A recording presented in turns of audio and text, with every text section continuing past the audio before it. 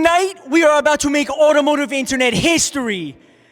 I think. Some people will tell you that this is the greatest BMW M3 they've ever made. And a few of those people will even go as far to say that this is the greatest BMW M car ever made. And I understand why. But this isn't about me. This is about us. Today, I am going to review the 2003 BMW M3 CSL, the car that BMW never sold in the United States, which has had M car enthusiasts wondering, what if, for almost 25 years. And let's actually start right here. This video is so special because I don't think anyone from the United States has ever had the opportunity to review a genuine M3 CSL, again, because BMW decided to never sell them here. You see, in 2001, BMW introduced the third generation of the M3, and they called it the E46 M3. And 2 years later, in the year 2003, they put out this iteration of the car, and they called it the M3 Coupe Sport Lachbau, or lightweight, also commonly referred to as the M3 CSL. Just 1,383 of these cars were ever built, meaning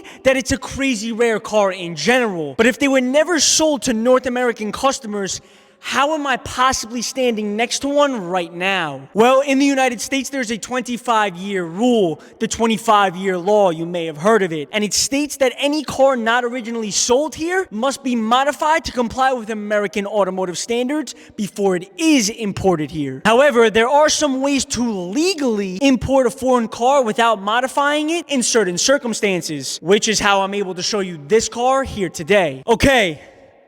Let's do this. The E46 BMW M3 was made from 2001 through 2006. And if you've been following me, you know that I personally own that red 2004 E46 M3. I say that to say that even without the upgrades that this CSL car has, I'm a big fan of the platform. In the summer of 2003, BMW built these cars for a very short time with the goal of making the most undeniable driving machine they've ever created. And they did a phenomenal job. You see, the standard E46 M3 is powered by the S54 B32 engine. It made 343 horsepower, and it's a 3.2-liter naturally aspirated inline six. Now, the CSL is powered by the S54 B32 HP engine. The HP stood for high performance, and it made 17 extra horsepower for a grand total 360 birds.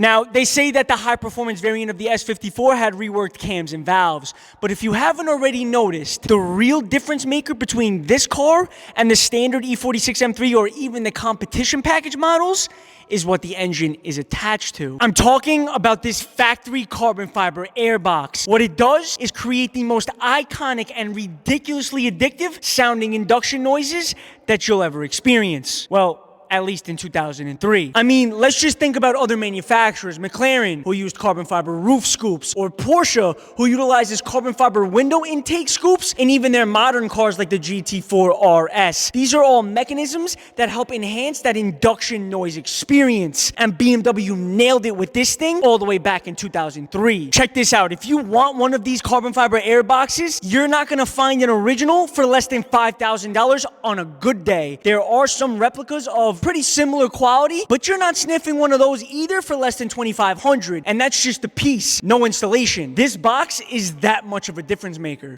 All right, onto the body like some Dove soap. I told you that BMW named this car the Coupe Sport Lightweight, and they had a good reason for doing that. The CSL dropped more weight than a dedicated fat kid after December 31st, losing almost 245 pounds in comparison to the standard M3. Here's how they did it. The hood. It's made of aluminum. It's got a lightweight front bumper that replaces the E46 M3's traditional double fog lights for this single glory hole that guides air up to that carbon fiber art piece I just showed you. It also features these aggressive, yet at the same time also kind of subtle, carbon fiber front bumper flicks. Okay, moving along. The M3 CSL was actually the first time that BMW ever put an exposed carbon fiber reinforced plastic roof on an M car. Look, it's a standout feature of the CSL that many remember, probably because aesthetically, it looks absolutely vicious. However, in terms of functionality, it also saved a ton of weight and helps lower this car's center of gravity. These are the Style 163M cross-spoke lightweight wheels manufactured by BBS. These wheels actually used to be exclusive to the CSL models until BMW decided to make them standard equipment on the competition package M3s that came out in 2005. And they are absolutely beautiful. I need them on my car. Turner Motorsports, sponsor me, please. Even the rear glass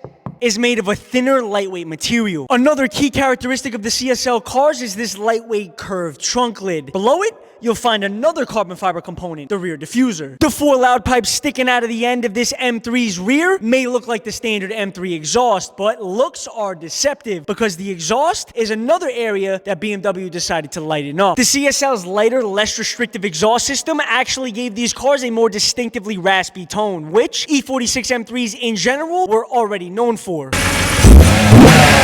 Even more performance revisions to the M3 CSL came in the form of suspension upgrades. It's got a wider front track, a lower ride height, a quicker steering rack, and hollow anti-roll bars, which really help transform this car into an absolutely ridiculous handling monster. The CSL has different side grills that spell out CSL in a bright aluminum shade, and the brakes were upgraded. However, on this specific example, the brakes were upgraded even further to this big brake Brembo kit with these prominent red painted calipers. They just pop with this flavor of paint like a live performance from Britney Spears. Which reminds me, the paint. The CSLs actually only came in 2 colors. Most of them are sprayed in a color called silver gray. However, 450 of the 1,383 total units produced came in this color, sapphire black metallic. Look, even if it wasn't the rarer of the 2 factory colors offered on the CSL, I personally would still get it in this sapphire black color. Most, if not all, the marketing and advertising for the CSL cars were always silver gray painted examples, which almost makes people forget that these cars actually also came in black. And that is the exterior of the BMW M3 CSL. Let's take a look at the interior.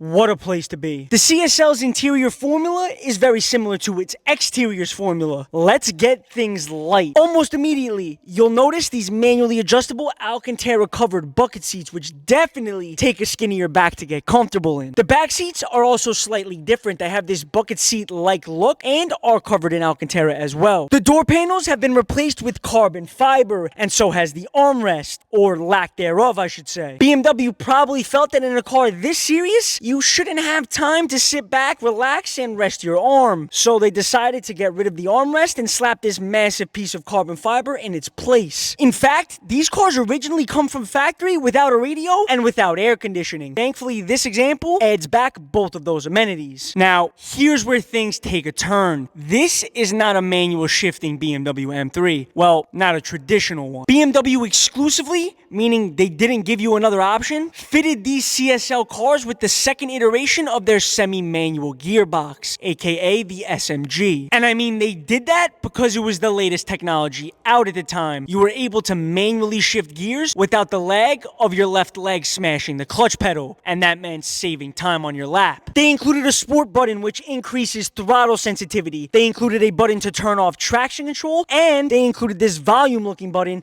which actually increases how aggressive you want the transmission to shift. Now, the magic recipe is sport button engaged, traction control off, transmission aggressiveness all the way up. That's what we call getting loose. Now, although this car does not come in a traditional manual with a third pedal and 6 gears that you can roll yourself, this is a pretty interesting transmission that can be driven in a few different ways. If you start the car and push this gear lever to the right, you'll see a large number 1 and a small letter D. What that means is that the car is in a fully automatic mode and it'll shift for you. However, if you push the gear lever to the right again, that small letter D will disappear and the large number 1 will remain. That means that you're in manual mode. And now in manual mode, you can drive in one of 2 different ways. One way is by pulling the gear lever down to go up a gear, or pushing up to go down a gear. Or you can simply click the steering wheel mounted paddles.